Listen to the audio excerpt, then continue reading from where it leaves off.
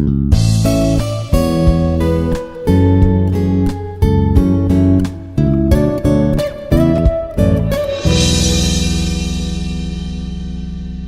dear viewers, my name is Dr. John Mohmad Pandit, Assistant Professor at the Department of English, Institute of Aeronautical Engineering, Hyderabad. Today in this video lecture, we will discuss about what's reading and what are the different techniques of reading. Okay, as I told you that in this video lecture, we are going to discuss about what is a reading and what are its different techniques. First, we will take what is reading. Reading is the process of looking at a series of written symbols and getting meaning from them. This is the most technical definition of reading. While reading, a reader, he looks at different symbols or different signs, and thereafter his brain tries to decipher or decode those symbols so as to extract meaning from them. That's why we call it a process. It doesn't remain confined to the mere reception of symbols or mere reception of signs. In fact, after the reception of these signs and symbols, our brain tries to decode, decipher those signs and symbols in order to extract meaning out of them. And the second part is, when we read, we use our eyes to receive written symbols, letters, punctuation marks, and spaces. And we use our brain to convert them into words, sentences, and paragraphs that communicate something to us. Again, while reading, our eyes receive these symbols or signs. It can be in the form of letters, it can be in the form of punctuation marks, that's pauses, or it can be some spaces. The most important thing is that the first and the foremost stage of reading is that we'll look at these letters, these symbols, these signs with our naked eye. And thereafter, we transfer these signs and symbols to our brain so that it can decipher, decode those signs and symbols and extract meaning out of them. That's why we often say that reading is a receptive skill. Through it, we receive information. This reading, it's a receptive skill because here we receive different signs and symbols in the form of letters or in the form of punctuation marks or, for that matter, pauses or spaces. And thereafter, we start to decipher, decode those signs and symbols in order to extract meaning out of them. But this is not the holistic definition of reading.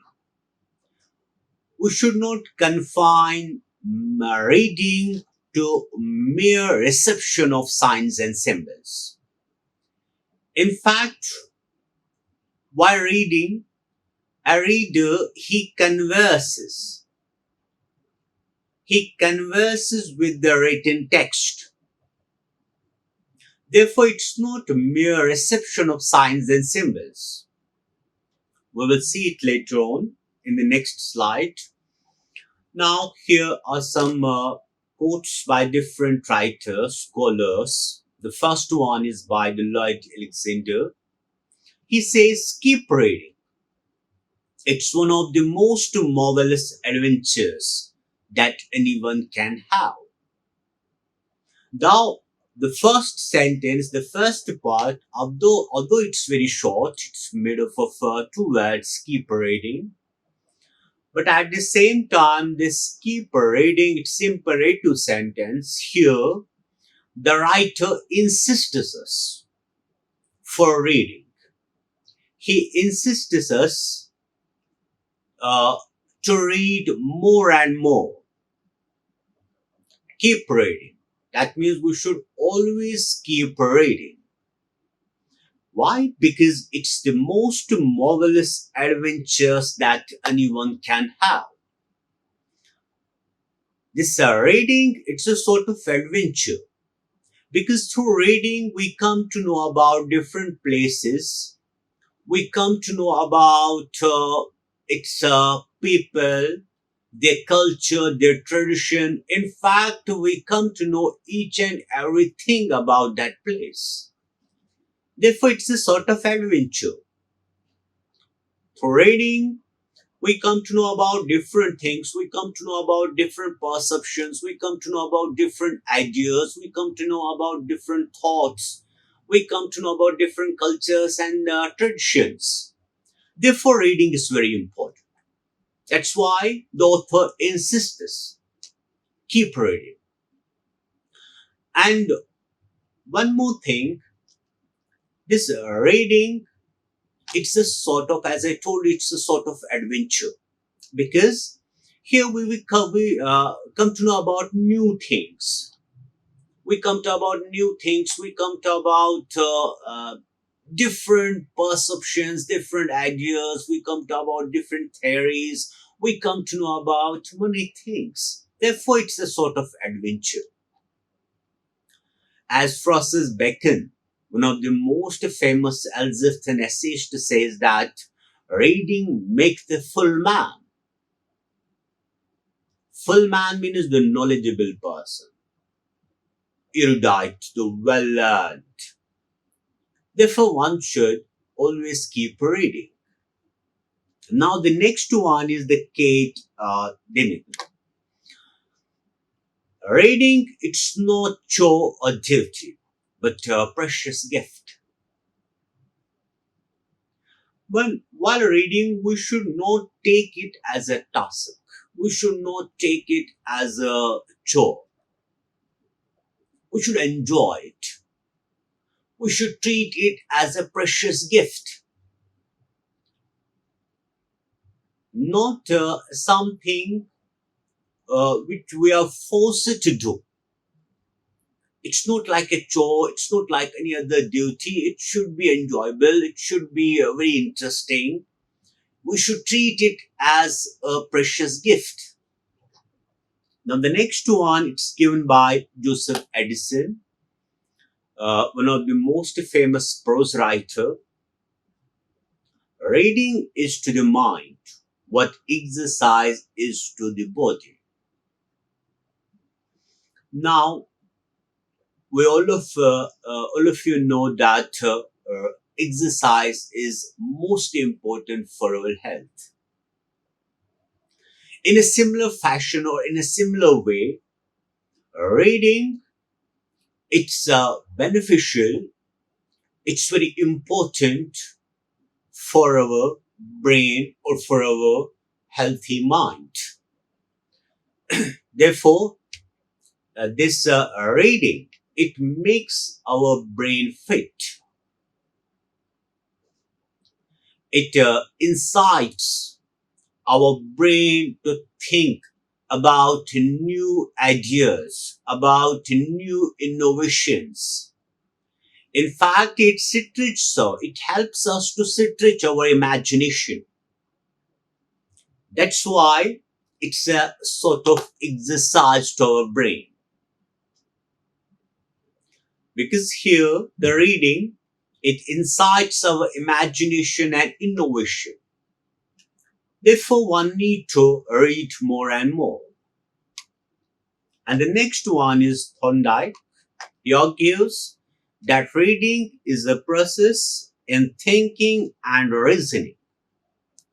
It means that when a reader reads a text, he uses his brain to think and reason out. This is the most important one. As I told you, reading it's not a mere perception of signs and symbols.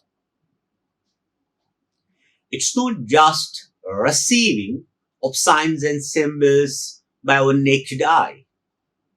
In fact, it's a sort of conversation which takes place between the reader and the text, which takes place between the reader and the written symbols. It's a sort of conversation. While reading, a reader, he thinks and he reasons out. He thinks the different intricacies, complexities of the text.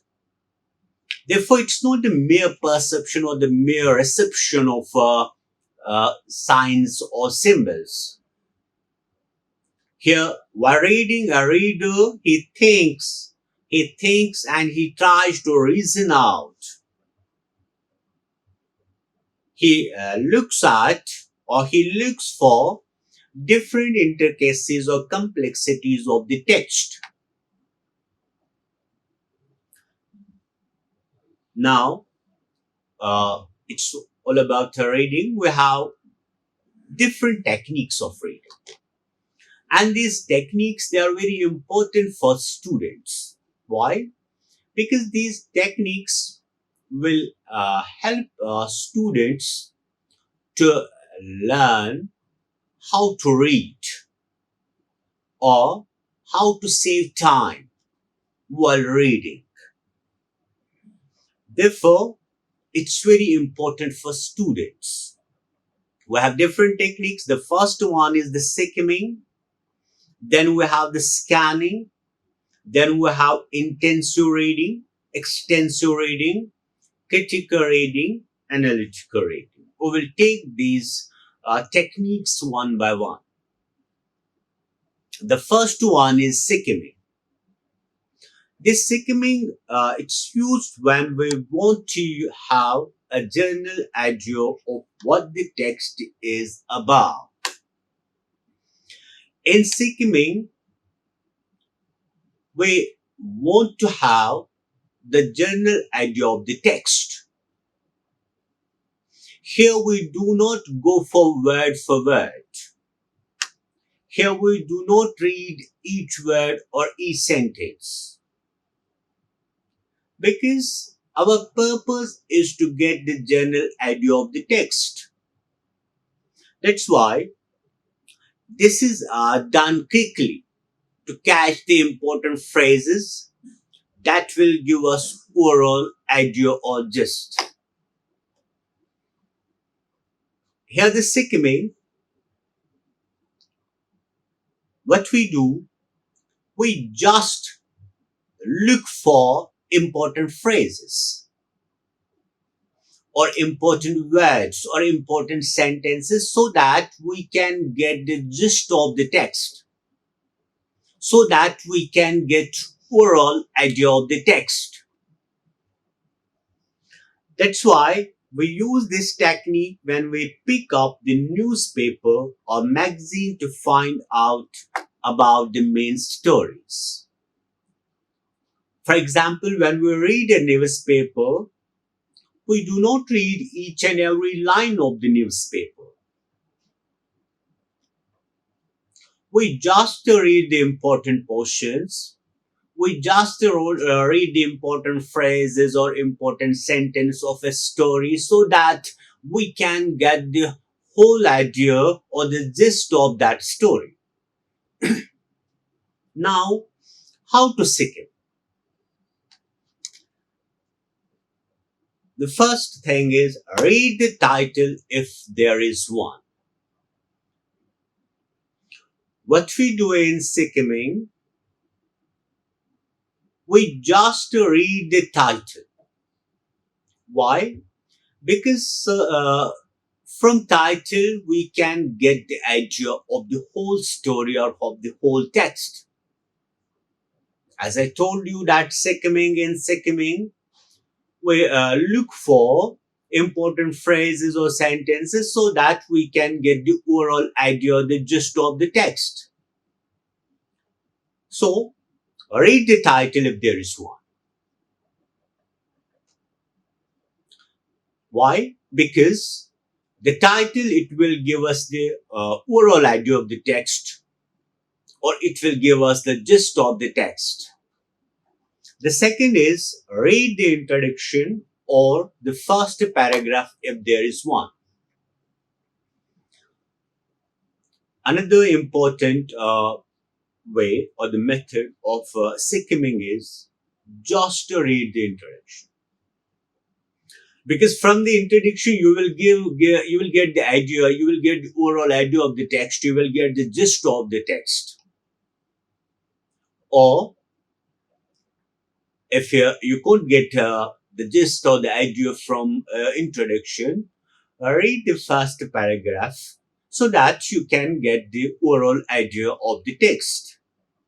The next one is read the first sentence of every other paragraph. As you know, the first sentence of the paragraph is called topic sentence. And the topic sentence is important in a sense because it gives the whole idea of the paragraph. That's why in skimming, what we do, we just read the first sentence of each paragraph so that we can get the gist of the text. The next one is notes any pictures, charts, or graphs. If there are pictures in the text or if there are charts or graphs in the text, look at those graphs, look at those charts so that you can get the overall idea of the text. There's no need to read each and every word of the text. In skimming, you can just look at those charts and pictures so that you will get the general idea of the text. Next one is notes any italicized or bold-faced words or phrases. If there are italicized words in the text or bold-faced words in the text, look for them, look at them, see these bold letters. You will get the whole idea, you will get the general idea, or you will get the gist of the text. Because we put important words in bold letters or bold face words. Therefore, in skimming, what we do, sometimes we just read the italicized words or bold face words so that we can get the overall idea of the text. Next one is read the summary or last paragraph if there is one. In skimming, we sometimes we just read the summary so that we can get the overall idea of the text, or we read the last paragraph, that is the conclusion. Why? Because in every written piece, author tries to sum up his ideas or thoughts in the last paragraph, that is in conclusion. Therefore, in skimming, read out the last paragraph, you will get the whole idea or the general idea of the text. Next one is read for which audience the text was written. Sometimes see the audience for whom it is written, and from that you will get the general idea of the text.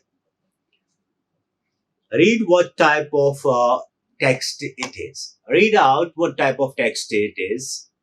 For example, from the title, you will come to know about the very text, whether it's about the politics, whether it's about the fashion or film industry.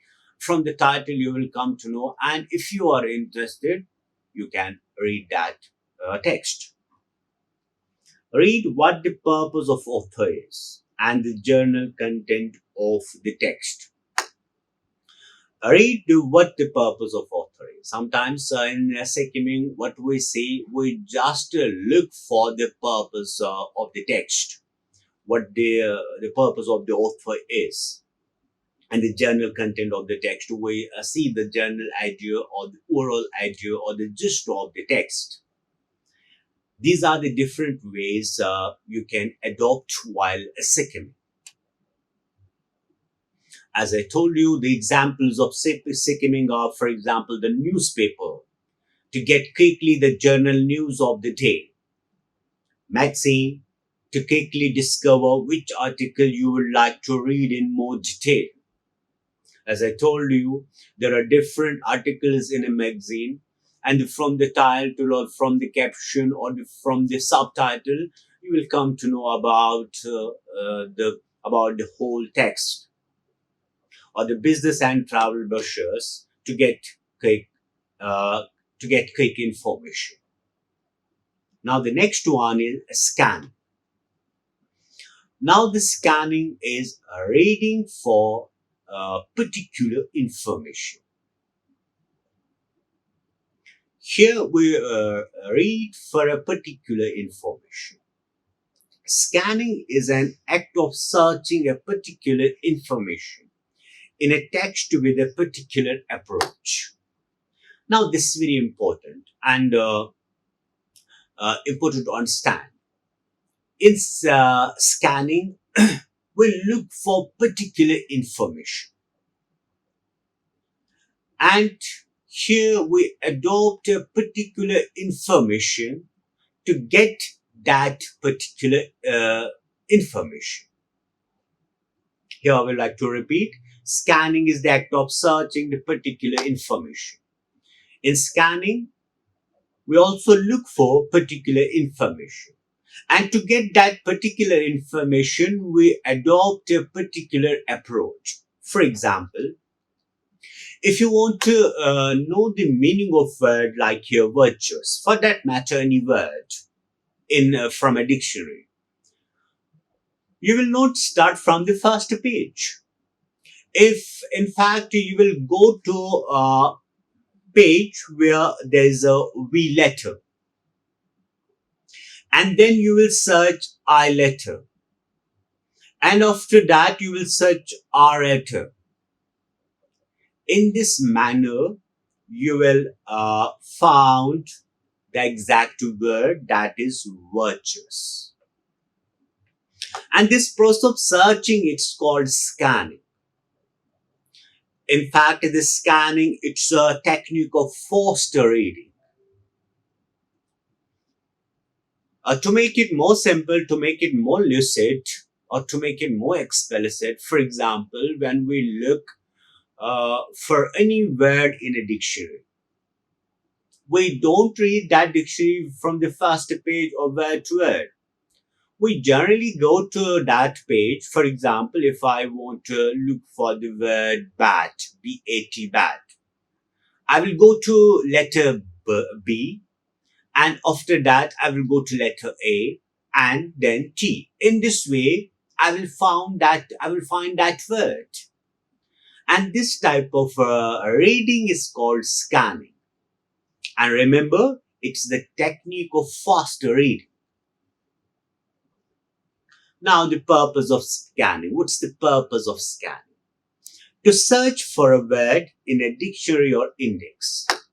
As I told you, if you want to search a word in a dictionary, consciously or unconsciously, what you are doing, you are just scanning that dictionary. Or to find a phone number or an address in a directory. For example, if you want to find a phone number in a directory or an address, you don't read that directory from the very first page. You directly go to that name, and this type of reading is called scanning. To check the time, a schedule of a program in an agenda. For example, if we have different programs and I'm going to attend one among them, I will not read all these programs. I will go directly to the program which I want to attend, to charge the price of a specific item in a catalog. For example, when we go to a restaurant or hotel for that matter, and I want to order a particular item, we don't read all the items. We directly go to the item which we want to have. And this type of reading is called the scan. And to know a particular information from a text, to make it more simple, to make it short, it means that the scanning, it means that to know a particular information from a text. The next one is intensive reading. It's a reading in detail with specific learning aims and tasks. This intensive reading, it means reading in detail. Here we read each and every word. Here we take each and every sentence into consideration, because we read for a particular aim and task. And this is what students do in class, or when we prepare for examinations. It's a kind of what we do. We do this intensive reading. We take every note, we read line by line, we read word by word, so that we can get the holistic idea of the text, so that we can write the exams. Here, this is going to be far more consuming than skimming or scanning. And this intensive reading, it's time consuming. Why? Because here we read each and every word, we read each and every line. Here we read with a purpose. And that purpose can be anything. It can be an interview, it can be an exam. This type of reading is indeed beneficial to language learners, as it helps them understand vocabulary and by deducing meaning of words in the context.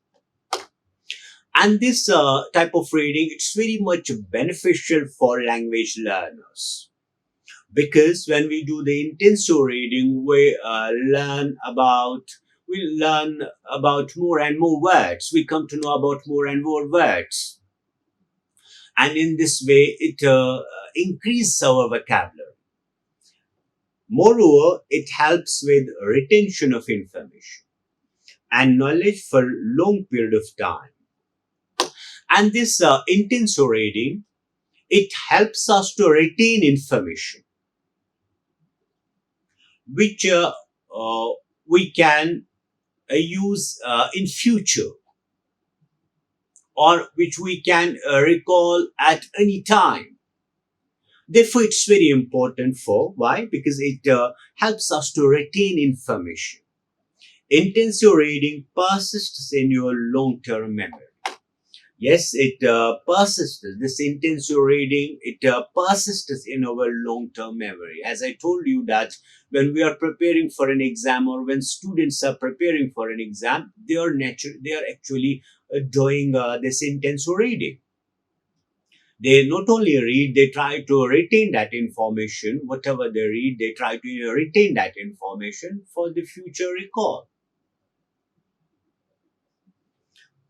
Now, the purpose of this intensive reading is, the aim of intensive reading is to help students construct detailed meaning from the text. This intensive reading helps students to construct a detailed meaning from the text. In intensive reading, what we do, we try to we try to decipher, we try to find the detailed meaning of the text. That means we look for each and every word. We try to find their meanings. We try to find their relevance. Sometimes we try to compare those, argue with those words and the meanings. To develop reading skills such as identifying main ideas and recognizing text signals. In intensive reading, what we do, we try to develop reading skills such as identifying main ideas and recognize text signals. In intensive reading, we always look for this text signals. We try to recognize text signals. What text actually wants to say, or we try to identify the main idea. For that matter, we read each and every line of the text. Remember, in intensive reading, we try to identify the main idea of the text, or you can say we try to recognize the text signals, what text is going to say, or what text wants to say. The next one is to enhance their knowledge of vocabulary and grammar, namely formal schema. As I told you that in intensive reading, we come to know about more and more words. We come to know about the grammar of the text. Therefore, this intensive reading it's very important for students. The next one is the extensive reading. Extensive reading involves reading for pleasure. We do this extensive reading for a singular purpose, that is to gain pleasure. Pleasure is very important. There is an element of enjoyment in extensive reading, and it is unlikely that students will undertake extensive reading of a text they do not like. In this extensive reading, we here we read for pleasure, we read for enjoyment,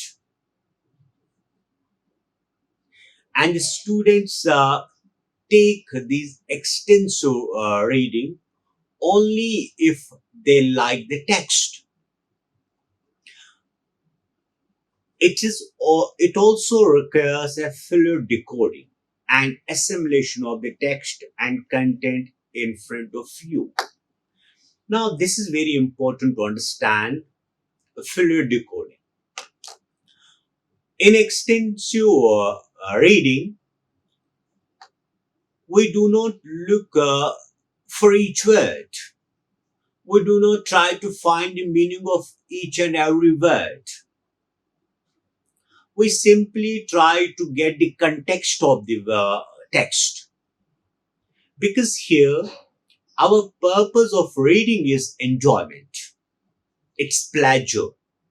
For example, if you are reading a novel, there are many words in the novel which you don't understand. And repeatedly, you will not go for a dictionary to find the meaning of those words. You just skip those words. You just try to understand the context of the sentence or context of the para, because the main purpose is to get pleasure. That's why here we have filler decoding. Filler decoding means we don't try to find the meaning of each and every word. In fact, if there's a word which we do not know, we don't consult a dictionary, we leave that, we try to understand the context of that sentence, the meaning of that sentence, because our main aim is to get the pleasure from that sentence or from that paragraph. If the text is difficult and you stop every few minutes to figure out what is being said or look up new words in the dictionary, you are breaking your concentration and diverting your thoughts. That's what I told you. Here in extensive reading, the reader has a filler decoding. He or she does not stop to see the meaning of certain words which he or she doesn't know. We leave those words. Why? Because we don't want to break the flow of reading. Here, the flow is very important.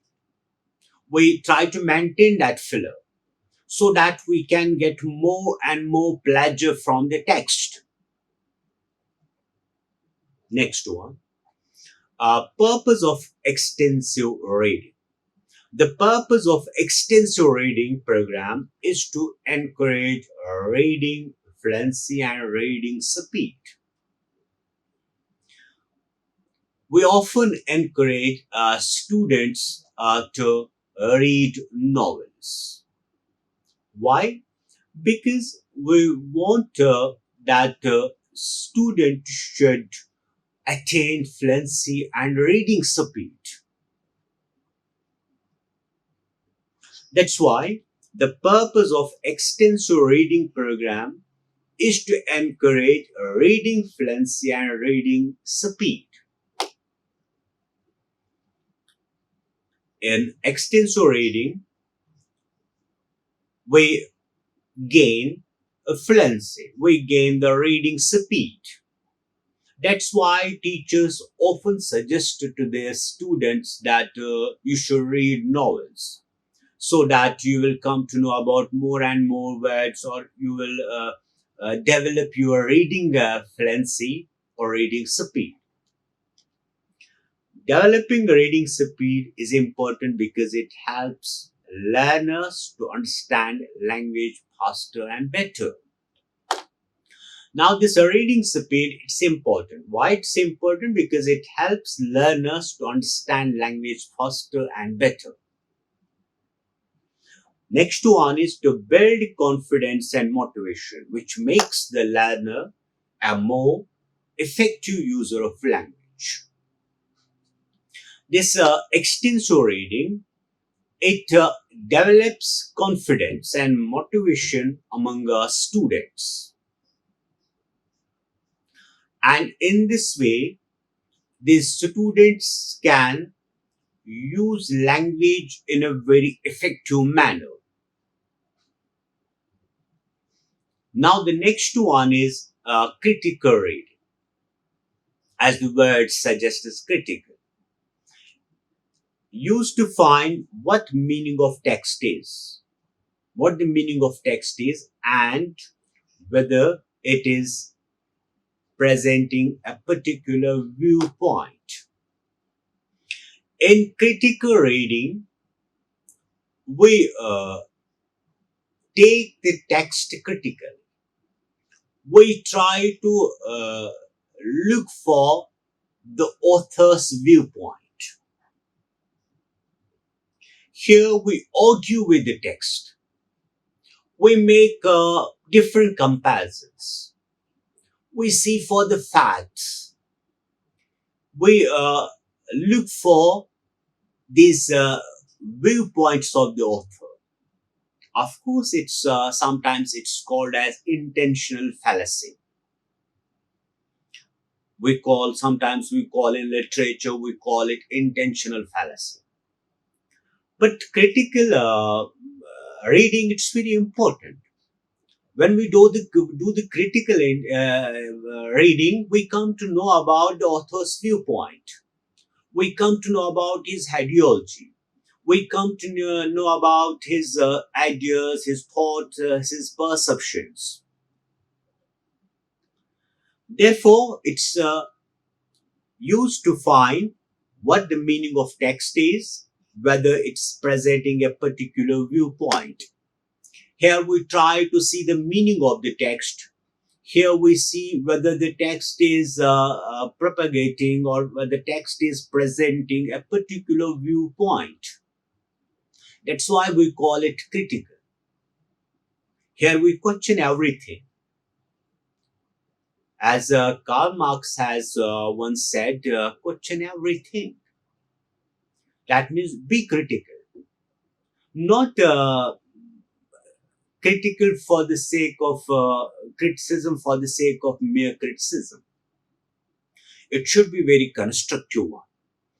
You evaluate the text and make inferences about the author's purpose.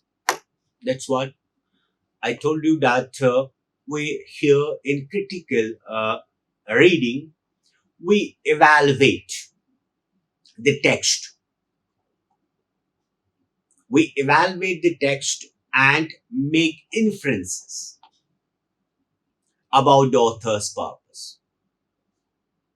We make the different inferences about the author's purpose. And the next one is analytical reading.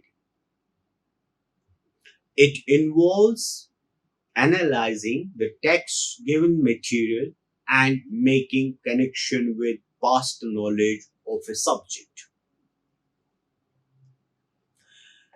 Here, in analytical reading, what we do, we analyze the text or the given material, and thereafter we make connection of that material with the past knowledge of that subject. This analyzing, remember, the first and the foremost thing is that this in analytical reading, we just analyze the given material. After that, after analyzing, we make connection with the past knowledge of the subject. First, we analyze the text, and then we try to compare that text with the past knowledge and past knowledge on that subject, and used when reading serious material. That's why sometimes we call it a serious reading. Largely academic in nature, such as scientific and economic data. For example, this analytical reading, we do this analytical reading in scientific data when we try to read or when we try to understand the scientific data or the data related to economics. References for further reading. Thank you very much. We will meet in the next video with another topic. Till then, goodbye. Like, share, and subscribe. Hit the bell icon for more updates.